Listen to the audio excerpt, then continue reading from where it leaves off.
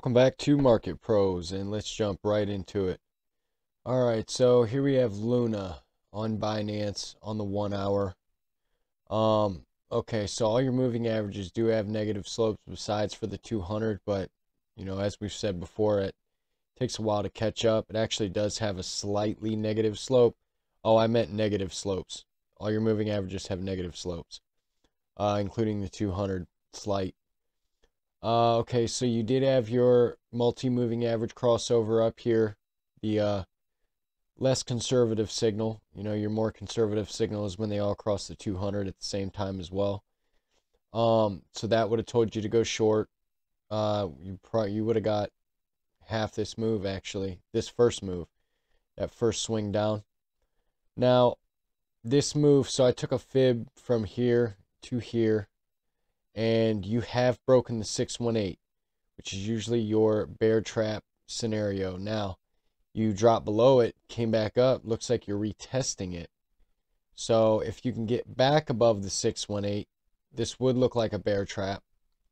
But long story short, you need to get back above the 618.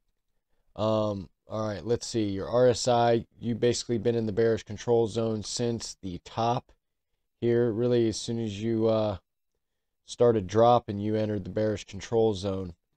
So which means you really, you were in the neutral zone during this whole thing, which means you really didn't have far to go. It was already kind of weak. You are below the zero line. Let's check the MACD. So your negative momentum is waning a little bit, but we don't have any green bars on the histogram or nothing. You're not above the signal line. This could come back up and retest and resume off. Or if it does cross, it might give us enough momentum to come back up to the top of the bearish control zone and get back above the 618. Your volatility is in the upper zone. Really, Luna don't look very good.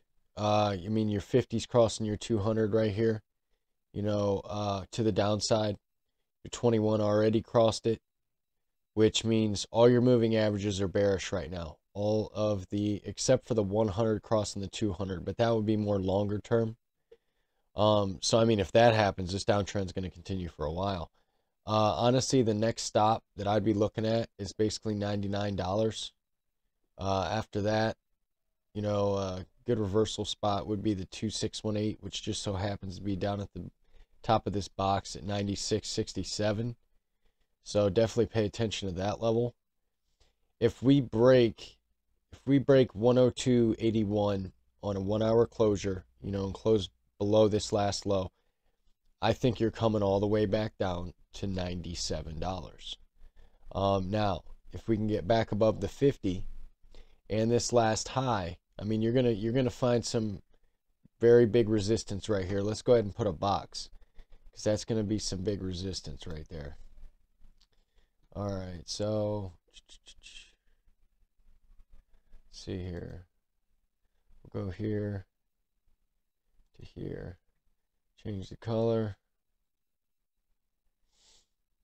So yeah, big resistance there. But if you can get back above there, I would expect a small rejection at 112.50. But honestly, if you could get back above that purple box, I think you would work your way back up to the bottom of this range at 115. Now, what happens then is going to decide whether you get a higher high or not. But we'll get to that bridge. We'll cross that bridge when we get to it. If it does break to the upside, we'll come back to it. If not, we'll probably do an update once it gets down to, $97 region. So let's move on to waves. All right, so here we have waves on the 1 hour on Bybit. As we were talking about this $27 level, back when it was up here, when it first started dropping, we were talking about this. All your moving averages have negative slopes. They have all crossed the 200, even the 100. So we're definitely going to talk about downside targets. Your RSI is in the neutral zone above the signal line. MACD, actually, the MACD is crossing the zero line. You are above the signal line. Your positive momentum is increasing. Let's see. See, as we were talking, like I was talking about it may be being a good buy, in my opinion, at $27 back when it was up here. That's why I put this green box. Now, I'm not not financial advice, okay? It's just my opinion, but it was something I was looking at personally. Yeah, but remember, that's not financial advice. Don't buy shit because of what I said. You know what I mean? Um, so volatility's in the lower zone.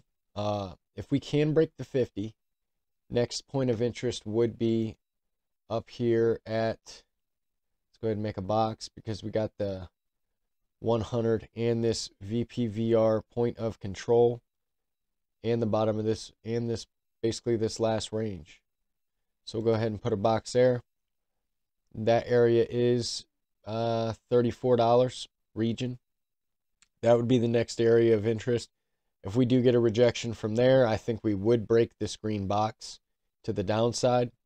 So if we do break that, we'll come back to it, talk about downside targets. Let's see here.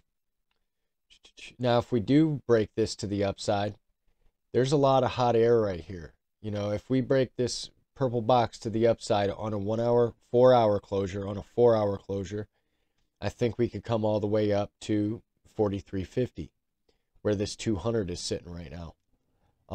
Possibly even to the bottom of this last support at 44.29. So that would be your next point of interest. I'm not bullish until we get back above $52. Long story short. So your MACD, I mean, it looks pretty good down here. I mean, you are building up some nice momentum. On the 1 hour, it looks decent. So yeah, those are my thoughts on waves. Let's move on to Bitcoin Satoshi's vision. All right, so here we got BSV, Bitcoin Satoshi's vision on Bitfinex on the 1 hour. First thing I notice is you definitely had that multi-crossover moving average signal. I mean, they all crossed everything at the same time. This would have been a good conservative signal in order for you to go short. Yeah, I kind of wish I'd have seen this, but I really wasn't looking at it at the moment. So you're testing the top of the bearish control zone. You are above the signal line, so we'll see if you can break out of that. Hold on, we'll cover the rest of this and then go up. So MACD is below the 0 line. You are above the signal line. You did get a cross basically back where this bottomed right here. You got the bullish cross. Your positive momentum did print 2 green bars right here, dark green bars, which means your positive momentum is increasing. Volatility is very low. I mean, you basically entered, you know, some sort of a range right here. You had a bull trap, but I mean, you're basically in a range from 89.74 region to 88.50 region. I mean, you also had a bear trap here, maybe even another one. I mean, you're getting wicked out in this range, trapping you everywhere. Short term, you know, if you're doing scalps and stuff, you know what I mean. Your stop loss might have got hit. So basically, if you can break this 21 and your RSI get out of the bearish control zone, I think you could probably come up and test this last region at 90.50. Now, if you break that, next area of interest is the 50 at 91.71 region. If you can break that, that's when you have a lot of hot air. I mean, this whole breakdown right here. Yeah, because your 50 kind of falls right where this old support was. But honestly, if you could break that, I think you come up to the 100 and where these old supports are. I mean, you got a few old supports right here. It's going to be hard to break that. It's going to be hard to break the 100 at 95.18 region.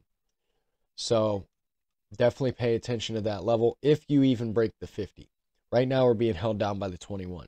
Now, validation of the downside would be to come down and close a 4 hour below this last low on a closure, 87.81 basically.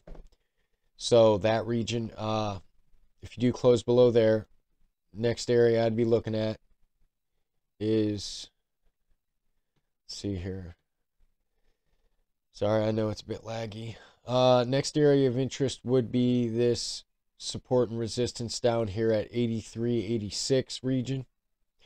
That would be what I was looking at. Honestly, I think you would get a bounce at 85.35 in this area right here. but you'd end up going down to either 80, well, in my opinion, you'd either go down to in between 83.72 and 81.72, basically, somewhere in there. Let's see, we'll go ahead and put a box there.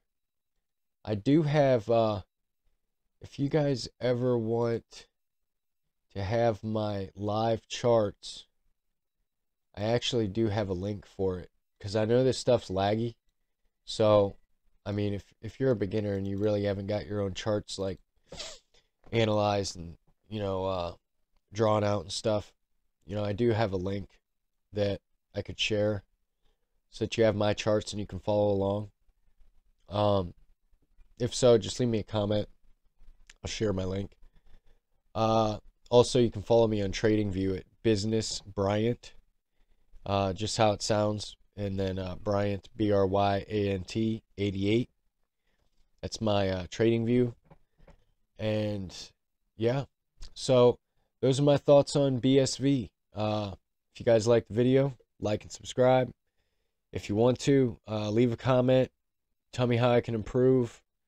And everyone have a great morning, great afternoon, great evening, and I will see you in the next one.